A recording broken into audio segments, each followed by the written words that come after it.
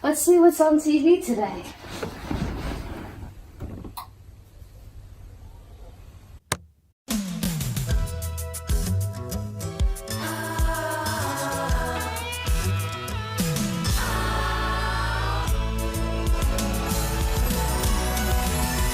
Whatever happened to predictability? The milkman, the paperboy, evening TV. Did I get delivered here? Somebody tell me, please. This whole world's confusing me. Clouds as mean as you've ever seen. Ain't a bird who knows you're true. Then a little voice inside you whispers. Sell your dreams so soon. Everywhere you look, everywhere there's a heart, a hand to hold on to. Everywhere you look, everywhere there's a place of somebody who needs you. Everywhere you look, when you're lost out there and you're all alone, God is waiting to carry you home.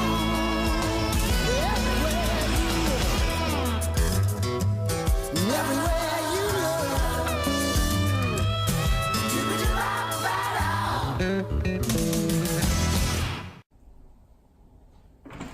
Honey, I'm home! Daddy!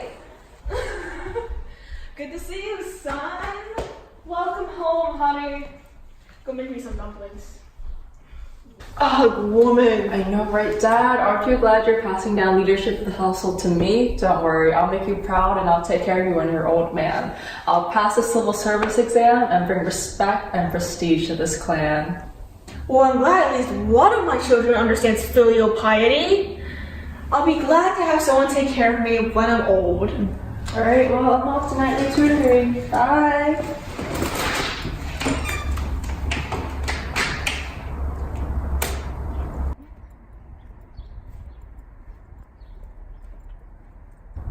Now that right there is a fine young man. If I were starving, I could count on him to cut off his own arm for me to eat.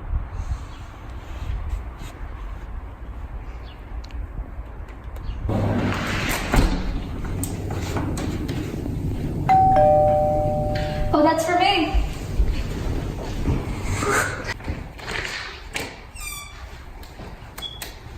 Dad, this is my new boyfriend. Isn't he just the cutest thing? We're gonna get married and travel the world on his merchant ship. Today he's taking me to that new fancy schmancy Great Wall of China thing. He's so romantic. What? Who said that you could go out and get a boyfriend? And a filthy merchant at that too. I swear to Confucius, you ignore tradition, you go against my wishes, and you're a girl nonetheless. You can't even work and support the family. You bring dishonor upon us all. And all your ancestors are ashamed of you, unlike your brother, who will work in the government and ensure our success. Your job is to get married and to do what I tell you. That's barbaric, Dad. This isn't the 1500s anymore. It's not my fault I can't support this family. You bound my feet so tightly I can barely walk. And besides, my boyfriend does important work. He trades the silk, porcelain, lacquerware, and tea this country produces for consumers in Europe, Central Asia, and the Indian Ocean Basin. The new crops he brings over help stimulate commercial expansion and economic growth. Don't you understand anything about how social classes in China work? It goes emperor, our magnificent son of heaven, scholar, bureaucrat, which is what your hardworking brother is trying to become, may Confucius help him, and gentry, that's us, then peasants, artisans, and then merchants. Your boyfriend is ranked lower than the peasants. At least they do honest work. Merchants are a greedy parasite in our Confucian society. The only people beneath him are the military and prostitutes. Oh, the shame! You're coming with me, young man. But Daddy, I love him! Oh, sweetie. I'm sorry to tell you this, but unfortunately, marriage isn't really about how you feel at all. It's not? No. So how did you and Dad start this family then? Well, you see, when a man and a woman love each other very much, the woman is brutally ripped from her lover's arms, forced to end her contractual affair with a wealthier man for the sole purpose of continuing his line of descent, and will live in perpetual fear of her husband putting her aside if she can't have children, is too talkative, or otherwise disobeys him. What? You know, I can't believe I'm saying this, but you should definitely listen to your mother. Ugh! No one in this family understands me! Was it something I said? That one's a classic. I wonder what else is on TV.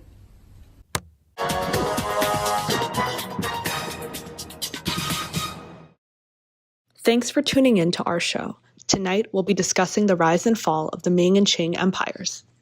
The Ming Empire, established after the Yuan dynasty by Hongwu, lasted from 1368 to 1644.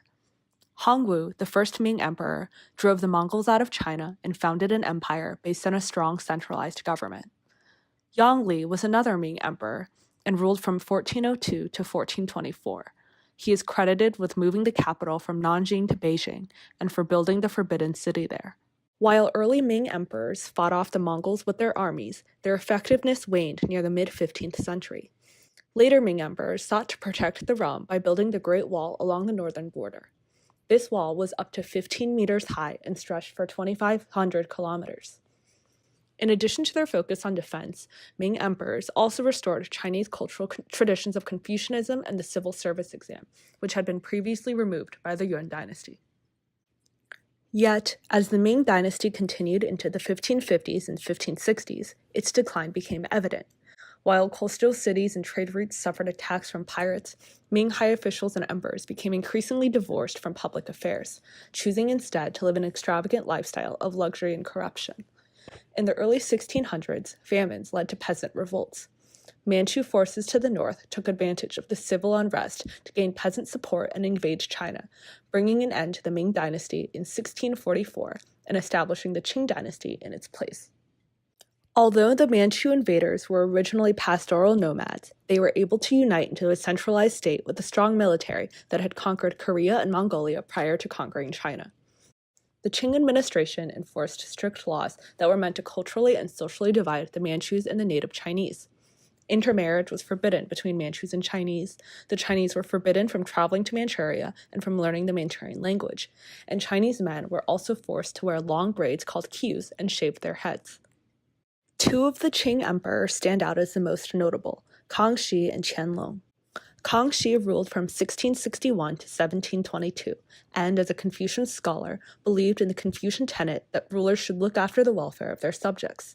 To this end, he promoted agriculture and irrigation projects. In addition to his domestic projects, he also expanded the empire's influence, conquering Taiwan and extending the empire into parts of Mongolia, Central Asia, and Tibet. His grandson was the Qianlong emperor, who, much like his illustrious grandfather, was also a Confucian scholar who expanded the empire. Qianlong extended the empire's influence by making Vietnam, Nepal, and Burma vassal states. In fact, Qianlong's reign was so prosperous that he was able to cancel tax collections 4 times. However, he was also known for literary inquisition and burning books he considered rebellious. Qianlong eventually abdicated the throne because he had promised that he would not rule longer than his grandfather, and in order to prevent this from happening, he abdicated in his 61st year as emperor. Is telling the time hard? Is it hard to look directly into the sun in order to tell what time it is? Does the constant squinting make foreigners make fun of you?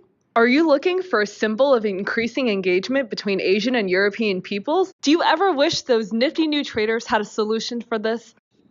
Then try the clock!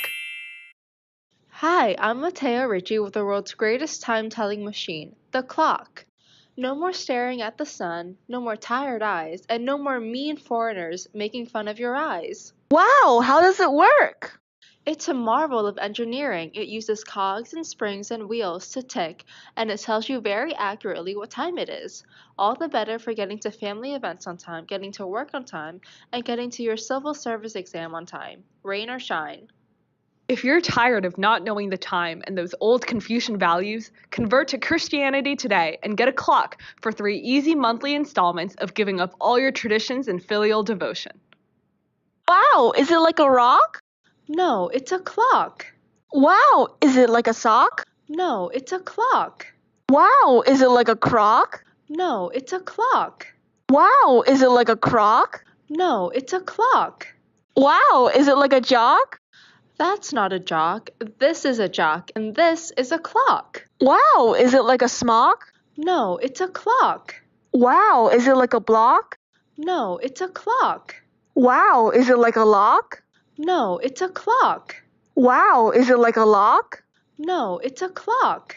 Wow, is it like a dock? No, it's a clock. Wow, is it like a cock? Oh, I already have a clock. Might as well go get a snack.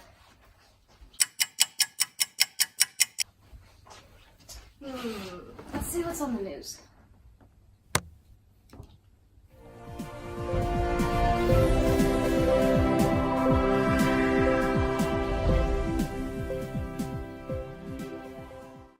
Today on East Asia Side News, is this newfangled Neo-Confucianism uprooting old Chinese traditions? We've invited renowned cultural expert Dr. Abbrielle Lindberg to our show to discuss this phenomenon. Welcome, Dr. Lindberg. Thank you for inviting me. It's a pleasure to be on your show. Glad to have you here. So, what can you tell us about Neo-Confucianism? What is it, and why are these young people so attracted to it? Neo-Confucianism is the unholy fusion between traditional Confucian values with Buddhist belief, all created by the quack philosopher Zhu Xi. And even though it emphasizes filial piety, self-discipline, and obedience, I just don't get it. If these young people who are practicing the philosophy are all truly pious and obedient, then why don't they just practice regular Confucianism? To me, I think it's a much more insidious movement in which the young people are trying to disrespect their elders and cause the collapse of all of China. And what do you think of emperors in recent dynasties promoting such values, like how the Hanlin Academy was established and how the Yangli Encyclopedia, Kangxi's collection of books, and Qianlong's complete library of the four treasuries were all meant to promote Confucian values? Aren't they still promoting this Neo-Confucianism that's so dangerous? And that's exactly why this newfangled philosophy is so dangerous. It's brainwashed even our emperors, the sons of heaven themselves. I say that the blending of good traditional Chinese Confucian values with these disgusting Western values. Buddhism? Yes, of course it's Buddhism. This foreign religion of violence has brainwashed all. But isn't Buddhism all about peace? Its whole ideology is based on nonviolence. But that doesn't mean anything at all. It's a foreign violent religion, and all of these Western values coming to China are going to make our Chinese society collapse. On the topic of Chinese society, what are your thoughts on the new literate merchant class and their love of popular novels? Of course, it's those data merchants and their newfangled ways of earning money that are causing all of this. I've read so many of those novels, and all of them are trash. Even the ones that everyone seems to love, like The Romance of the Three Kings, The Dream of the Red Chamber, even the infamous Journey to the West, are all trash. I cannot see why anyone would find any literary merit in these books, and I especially hate the popularity Journey to the West has gotten. Don't these people realize that this book about a Buddhist monk is clearly foreign propaganda that's meant to crush native domestic religions and slowly kill off Chinese culture? But isn't Buddhism about peace and... That's just more propaganda to make good, upstanding Chinese subjects weak to foreign influence. Well, since we are on the topic of foreign religions, why don't we discuss the role that Christianity has had on contemporary Chinese culture? What do you think about... I absolutely hate those Christians. Their extremist beliefs are uprooting our cultural Chinese traditions and destroying our society as we know it. But there have been Christian missionaries in China since the 7th century CE, and there were prominent Catholic communities in the Yuan dynasty. The only reason they've disappeared is because the plague wiped them out. And? Is that somehow supposed to prove that they're good? If their so-called God was so powerful, why didn't he stop the plague? Besides, their meddling was a definite cause of the Yuan dynasty. No contest. Well, those Jesuits have done quite a lot for us recently, like correcting calendars and making new maps. And that Matteo Ricci is a really popular diplomat. That Matteo Ricci can burn for all I care. He's just an especially successful Western spy that's managed to infiltrate our government. I really can't believe he's managed to brainwash all of those officials as well. And all of those innovations of his are really just ways of controlling the Chinese public. He's just a spy who's trying to demolish our traditions and our society, and there's no other way to see it. But wasn't he relatively liberal with his religious views, allowing Chinese converts to continue worshipping ancestors? But the Pope himself forbade ancestor worship. They must really be trying to destroy our society and our people. Down with the Christians. Down with the Christians! Down, down, down, I tell you! Down!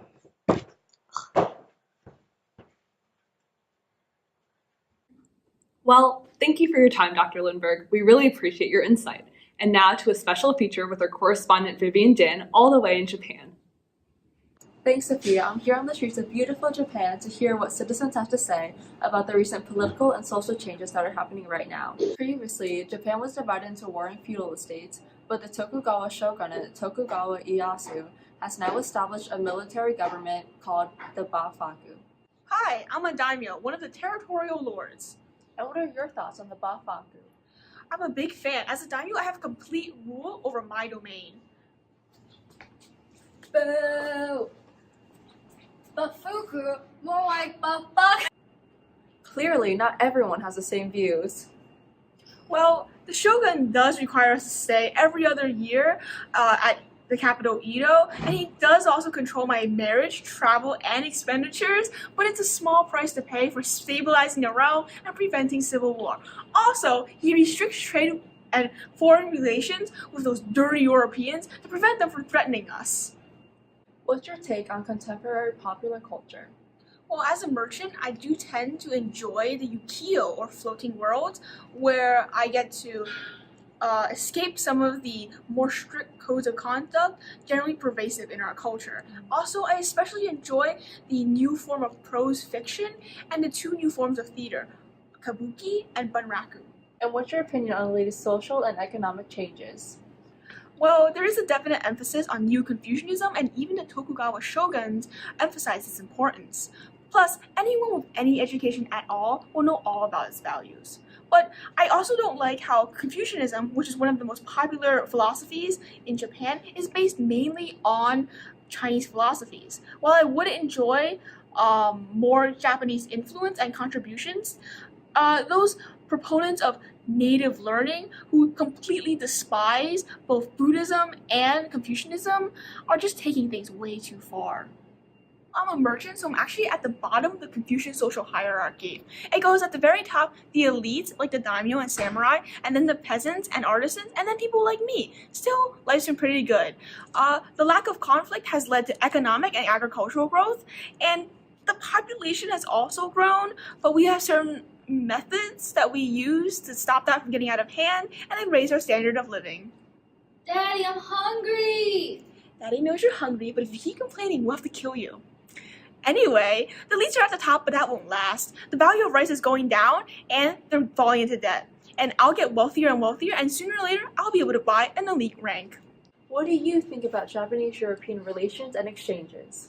Well, ever since 1639, our primary source of information about the outside world comes from Dutch merchants, with studies of their language, technology, and culture generally grouped under the term Dutch learning, which has helped us gain much information about the outside world. And also, ever since 1720, when the ban on foreign books was lifted, Dutch learning has really taken off, and European science, literature, and astronomy has really influenced the Japanese scholarly world. And what's your stance on the influence of Christianity in Japan? Well, I'm a strong proponent for native learning, and I absolutely despise this religion. Although it was initially popular in the mid to late 1500s and the early 1600s, at least lots of officials and moralists realized how terrible of an idea this was and suppressed it. Honestly, who do those Christians even think they were, coming in here and telling us that Christianity is the one true religion? Oh, you have Shintoism and even those disgusting inferior Chinese religions. And also, those Christians never let Japanese people into positions of power and influence within the church, so screw those racist losers, right? And honestly, it's no wonder that Christianity eventually died out in Japan.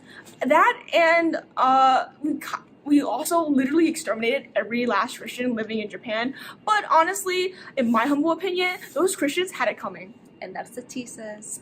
Does anyone else think this is getting kind of boring? Yeah. Let's change the channel.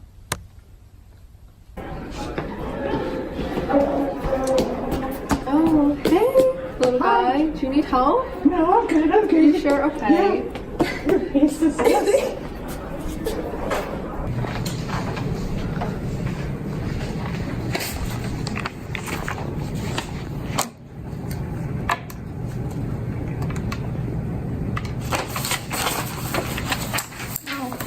Let it go. Let it go. No, that's not it.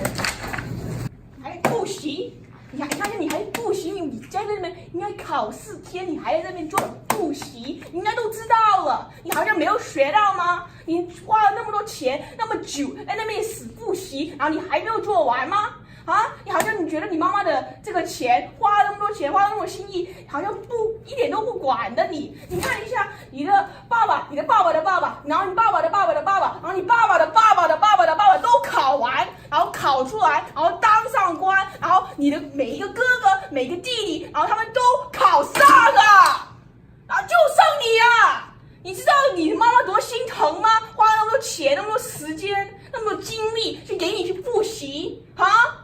然后你还没有在那边，你东西都没有学完，你要考4天都没有学完，还在那边复习。看见他都好了，在那边做的。然后你还在那边复习，什么都不知道，纸都在这下面啊！你究竟理不理解这个多重要呢 Mom, I don't speak Chinese. 你看一下，你还没有知道，你好像开玩笑啊！今天你开玩笑吗？啊？你开玩笑，你不知道怎么说中文，你不知道中文啊？我觉得 take the test. 你是不是我的女儿呢？哇，你好像开玩笑一样的。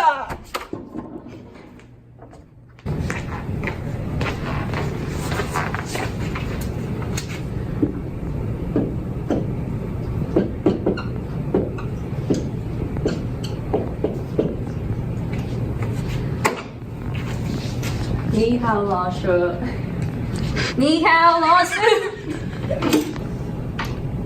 You have 3 days to demonstrate your knowledge of Confucian texts, calligraphy, poetry, essay writing, history, and literature. Don't forget, your upward social mobility depends on it. Good luck!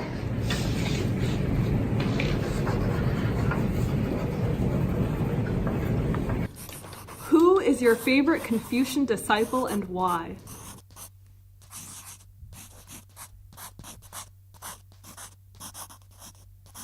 What is your opinion on the universal feeling of needing and being needed?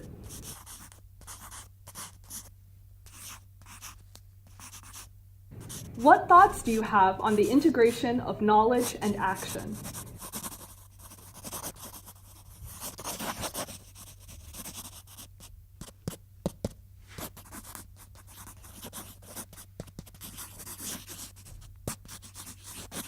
From a materialist point of view, does art depend on innovation?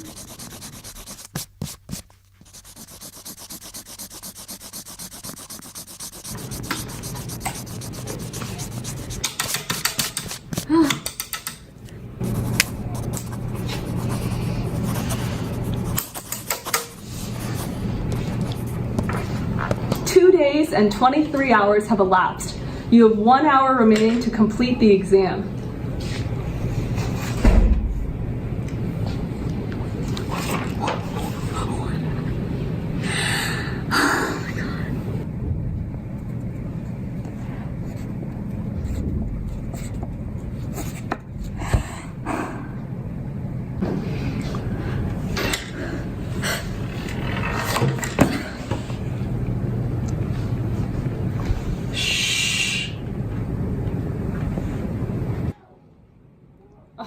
Another one? Boys, take her away.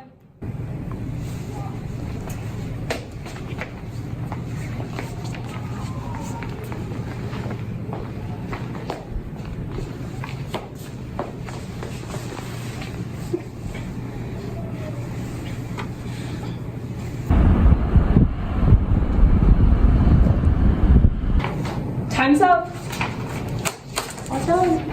You will now evaluate your results. Several months later.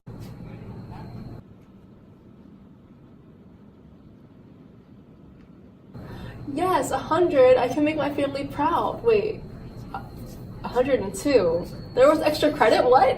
Who was DJ and how did he do better than me? Yeah, that's me. You're the little kid though. Yeah, I made my own extra credit. Oh my What are you gonna do? You want something? You want some? That just goes to show you, no matter how good you think you are at something, there's always an 8-year-old little Chinese kid better than you. Oh crap! That reminds me, I still have to finish my PowerPoint for the world presentation. I gotta go.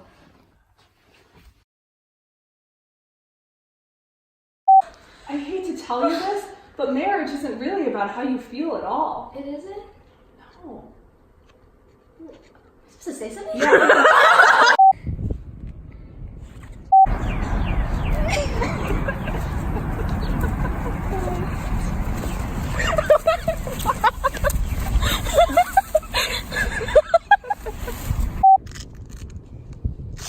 And social changes that are happening right now.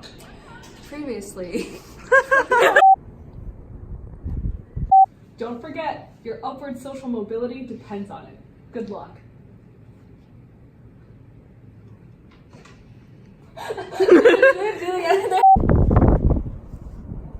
You see, when a man and a woman love each other very much.